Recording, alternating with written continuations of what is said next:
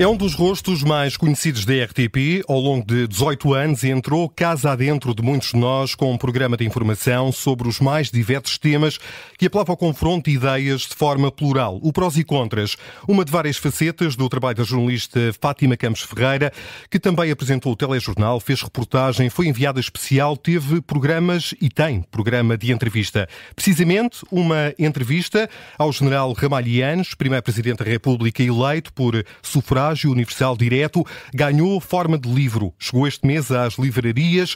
Palavra que conta. Conte-nos, Fátima Campos Ferreira, bem-vinda ao Observador. O que esteve na gênese deste livro, que não referi, tem prefácio do atual Presidente da República, Marcelo Rebelo de Sousa. Olá, boa tarde Vanessa, boa tarde Miguel. O que esteve na gênese é justamente o facto de ele me ter dado uma entrevista no 25 de Abril, por altura do 25 de Abril. E a partir daí, com essa base de entrevista que passou na RTP, os dois chegámos a um acordo que deveríamos continuar a conversar.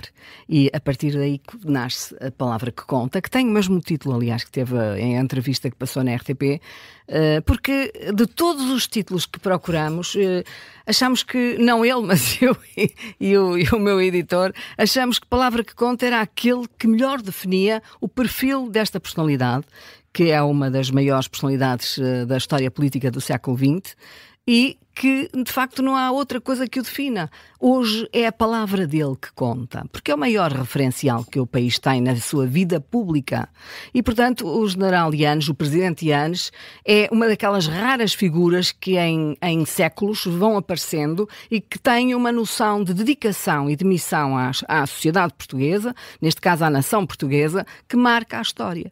Fica a marcar a história. A palavra dele é a palavra que conta. E tem lugar a primeira parte desta entrevista no gabinete que foi atribuído pelo Estado ao ex-presidente Ramalhianes, à semelhança daquilo que acontece com todos os ex-presidentes.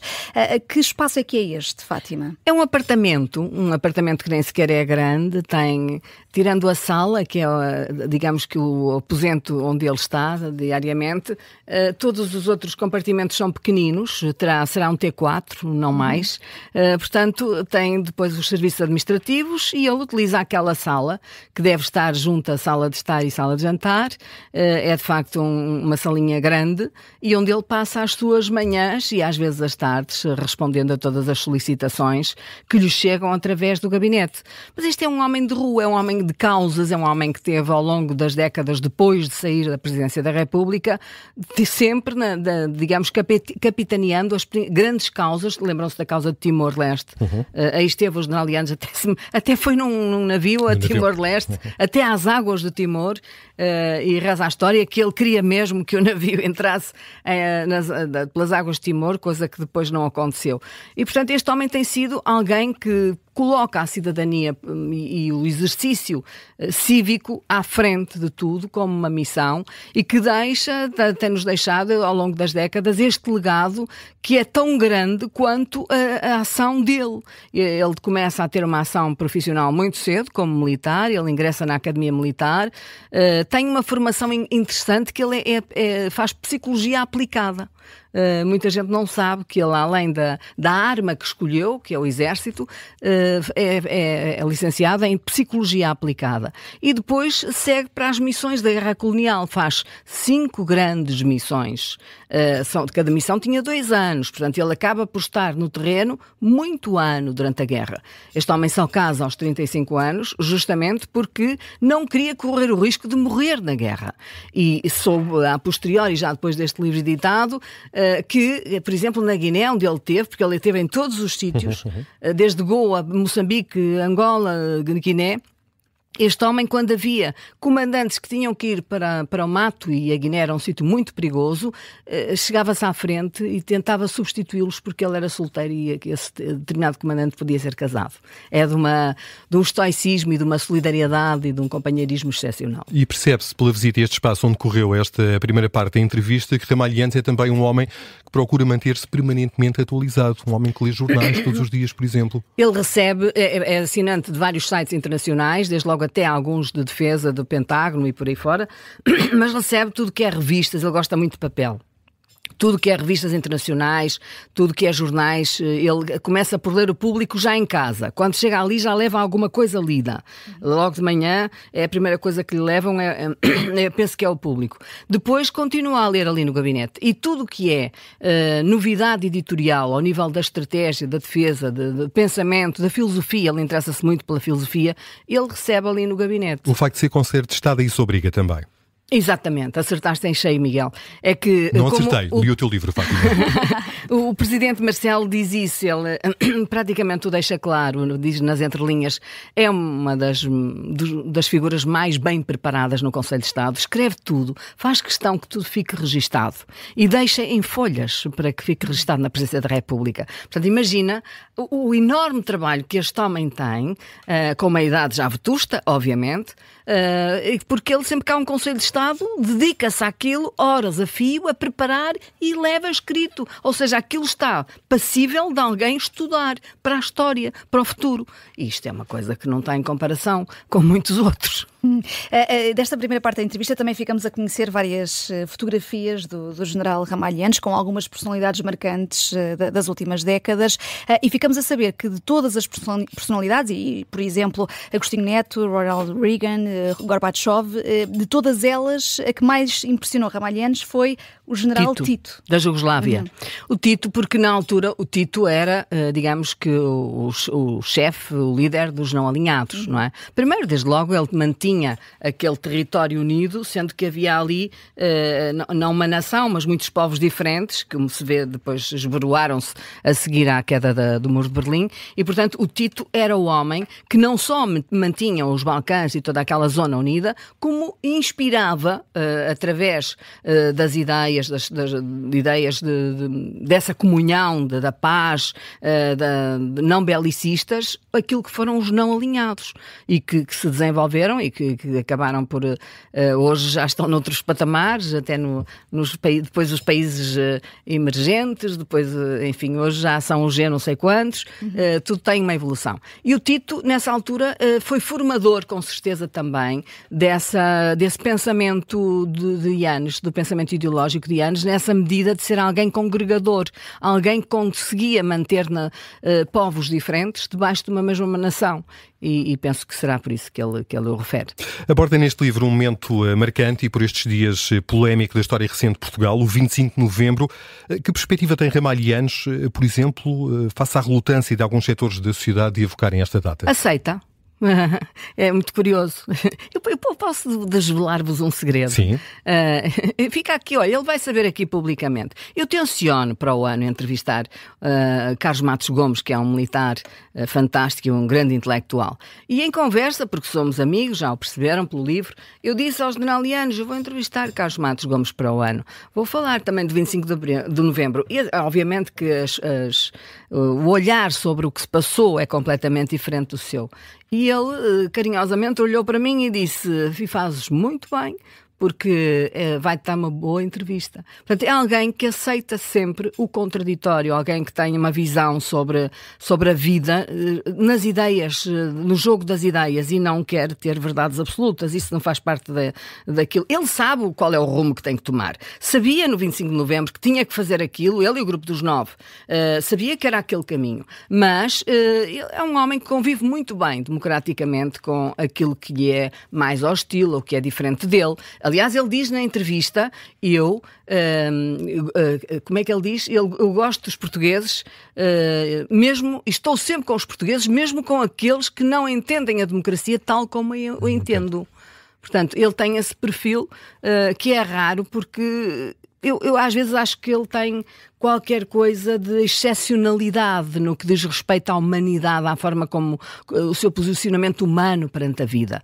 Além da solidariedade, da simplicidade, da retidão, da integridade, é um homem com qualidades de exceção do ponto de vista humano. Isto não sou eu que o digo, é observado por muitas pessoas que eu conheço. Como vocês os dois devem calcular, eu não tenho 5 anos de jornalismo, tenho, enfim, já uns 30 e tal. E, portanto, ao longo da minha vida passaram dezenas e dezenas humanas, de pessoas, de qualidades diferentes, de partidos diferentes. Muitas delas eu fui amiga, outras só conhecida, mas de todos ouvi coisas, e ouvi muita coisa sobre os generalianos. E todos coincidiam nessa observação dessa excepcionalidade humana deste homem, que tinha a ver com a maneira como ele se formou, como a maneira como ele também olhou para a nação, para os portugueses, para aquilo que ele considera ser a sua missão. Ele sabe que viveu para isto, para uma missão que se chama Portugal. Ele viveu para isto. E por vezes tem até algum desabafo dizendo, bem, não sei se fiz bem, mas acabei por me dedicar ao meu país. Fê-lo a vida inteira. Não há dúvida. E quem lê o livro pode corrigir-nos se estivermos enganados, mas depreendemos aqui que há uma preocupação grande nesta altura do general Ramalhianes em torno do desfecho da guerra na Ucrânia, que ainda é muito imprevisível. Ele está preocupado. Os Ramalhianes têm duas facetas. Por um lado, é alguém que é cru na sua análise, até porque é alguém que lê muito, antecipa, a estratégia de antecipação é melhor para, do ponto de vista militar, resolver os problemas. Portanto, ele consegue antecipar, consegue filosoficamente também perceber o mundo e, portanto, não está otimista relativamente ao mundo. Mas é alguém também com um espírito muito positivo sobre a história. Ele conhece os grandes movimentos da história e também diz que as rédeas ainda estão na mão dos povos, e em particular também dos portugueses. Portanto, há muitas preocupações, muitos erros históricos que Portugal tem cometido, sobretudo ao nível da situação das Forças Armadas portuguesas, da iniquidade em que caíram, aliás, o livro é muito duro. Ele diz que as Forças Armadas caminham para a irrelevância. Irrelevância, e justifica isso, o facto de ele nunca ter aceitado o bastão de Marchal, é que não faria sentido, porque não há Forças Armadas, quer dizer, elas são iníquas, não têm, e quando eu lhe falo, mas eles fazem operações de missões de paz, e isso, ele justifica que, bom, isso não é muito pouco, não é? Há aquele exemplo dos F-16, que são uma boa caricatura do estado atual das Forças Armadas. É, exatamente. Tem um foguete para ir e outro para voltar e acabou-se. Temos que dizer isto baixinho, não vão os nossos inimigos.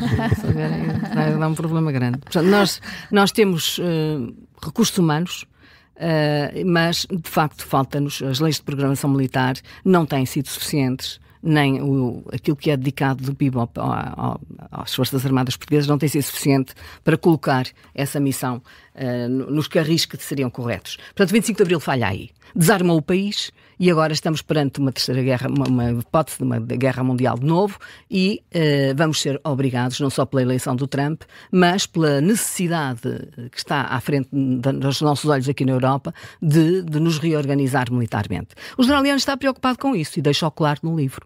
E diz inclusivamente que o serviço militar deve ser restaurado, não porque eles façam falta no sentido de que todos têm que vir, porque o serviço militar do futuro, ou o que vai ser a partir de agora, será um serviço militar de competências tecnológicas muito especializadas. Portanto, não se pode meter a esmo tudo o que é jovem no serviço militar. Agora, o que levanta é a possibilidade do debate. Levanta a possibilidade do debate de quem deve participar, quem deve vir para o serviço militar e a sociedade civil portuguesa tem que começar a pensar nisso, em ter uma defesa, em participar nas Forças Armadas, em ter as Forças Armadas como um braço essencial daquilo que é a sua instituição como nação. Como qualquer outro país, os que vivem perto da Rússia sabem que é por uma questão de sobrevivência, nós temos que o fazer por uma questão de defesa. Isto é um bocado como a vacina. Temos que também ter as nossas Forças Armadas, porque se não tomarmos todos, não estivermos pelo menos, se não na mesma ordem fatorial de defesa, temos que ter alguma defesa de forma a que o efeito de dissuasão, que é disso que se trata, o efeito de dissuasão funcione perante terceiros. E, portanto, o jornal está muito preocupado não só com a situação internacional, mas com a situação portuguesa. E pode ser que essas reflexões suscitem, de facto, esse debate. Fátima, há uma tendência que, porventura, é natural perante uma figura com a tamanha importância de Ramalhianes de olharmos para o general de baixo para cima. Este livro oferece-nos aqui a possibilidade de olharmos para o ex-presidente da República de frente. E isso com a ajuda, claro, da forma como a Fátima conduz a entrevista. Isso em termos termos, lá está, de inclinarmos para o céu a nossa cabeça. Por exemplo, quando ficamos a saber que, tal qual boa parte do comum dos mortais, o ex-presidente gosta de cerveja preta. Mas só meia. É para não exagerar. É uma pessoa muito frugal em tudo, também na alimentação. E, portanto, ele tem sempre essas ideias de que as coisas devem todas ser experimentadas, mas de uma forma frugal. E a cerveja preta, como ele explica, vem-lhe do tempo da juventude. A mãe punha-lhe meia cerveja e guardava-se a outra meia para a refeição seguinte. E, portanto, foi um hábito que ficou. É um hábito que ficou. Ele diz até que a meia cerveja, a quantidade não tem tanto que ver com essa moderação, mas mais com esse hábito que vem da juventude dele. Aliás, a mãe é alguém muito presente e muito importante na vida dele. A palavra mãe, desde logo, e as mulheres. Ele tem uma admiração enorme pelas mulheres, desde logo pela sua, que é uma equipa, não é? Eles fazem, eu costumo dizer que eles são um só. Não é? Eles fazem uma equipa, um time fantástico, porque têm os dois o mesmo espírito de missão perante o país. A Manuela Yanes tem uma obra que de facto avassala o país, porque é a primeira em termos infantis e porque tem crescido, tem-se desenvolvido e hoje é muito importante para o país, o Instituto de Apoio à Criança. Por fim, e no fim deste livro, a Fátima Campos Ferreira preenche algumas páginas com uma nota pessoal de onde se depreende, e de resto isso ficou bem patente ao longo desta entrevista, a admiração que nutre pelo General Ramalho Yanes. Sim, eu acho que 90% mais de uma grande maioria dos portugueses, não é? Penso que 90% dos portugueses nutrem essa admiração enorme, porque é impossível não a nutrir pela retidão dele, pela maneira como ele tem vivido, pelo exemplo que ele nos dá. É impossível não nutrir.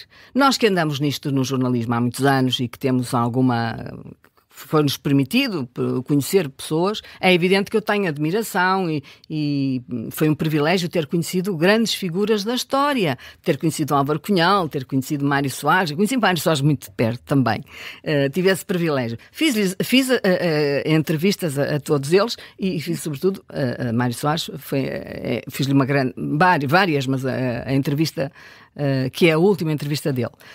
Mas Ramalho Yanes tem para mim um significado de ternura especial. É alguém que também acompanhou o meu crescimento profissional. Eu contei aí na nota pessoal que eu estou nos 15 alunos que tinham entrado para a Escola Superior de Jornalismo do Porto. Eu que nasci em Lisboa, mas vivi no Porto e estudei no Porto. E é Ramalho Yanes que vai abrir o curso, porque o curso era tão importante à época, que era uma iniciativa da Associação de Homens de Letras, de Jornalistas e Homens de Letras do Porto, era tão importante para a democracia que é o presidente Yanes que vai abrir o curso em conjunto com um grande jornalista, Silva Costa, não sei se recordam dele, do DN, e portanto aquilo é um auditório cheio à pinha de gente, e Yanes faz um discurso sobre cidadania e sobre a importância do jornalismo para criar esteira na sociedade de conhecimento, de literacia, de informação, criar capacidade de discernimento e de escolha. E eu sou uma das 15 e ele passou por mim, eu vi-o passar aprumado, direito, e lembro-me desse discurso que me ficou na memória. Muitos anos mais tarde, quando eu já me aproximei dele, por volta dos anos 90, e eu era aluna, não se lembra, mas foi abrir o curso nos anos 80, no Porto, e ele lembrava-se dessa noite, lembrava-se de ter ido abrir o curso e da importância que esses cursos de jornalismo, os primeiros, significavam para a democracia. E, portanto, isto hoje continua muito atual.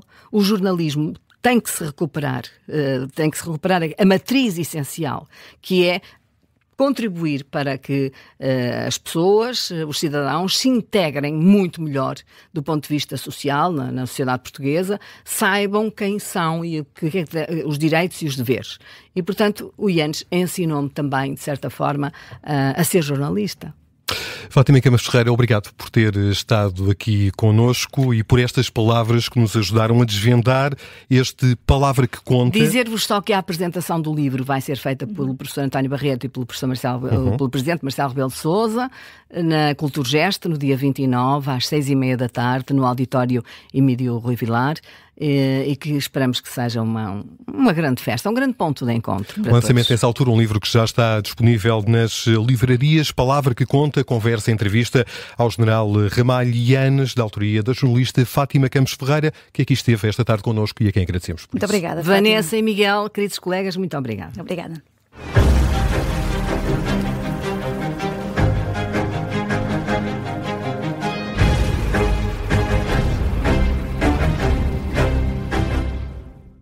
Se gostar deste podcast, pode seguir, dar 5 estrelas e comentar o episódio na Apple Podcasts ou no Spotify. Pode também subscrever e gostar no YouTube. Assim recebe uma notificação sempre que houver um novo episódio.